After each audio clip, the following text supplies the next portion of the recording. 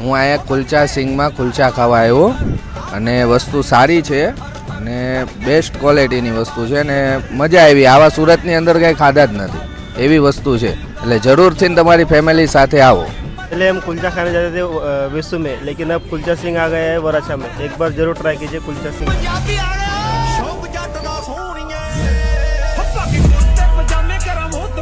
तो पाजी ये कुलचा सिंह वाला है बीजी ब्रांच ओपन करने की अपना वराछानी अंदर. तो हाँ मित्रों, તમે આની કોઈ પણ આઈટમ ટ્રાય કર્યો ને તો તમે મોજા પડી જાય.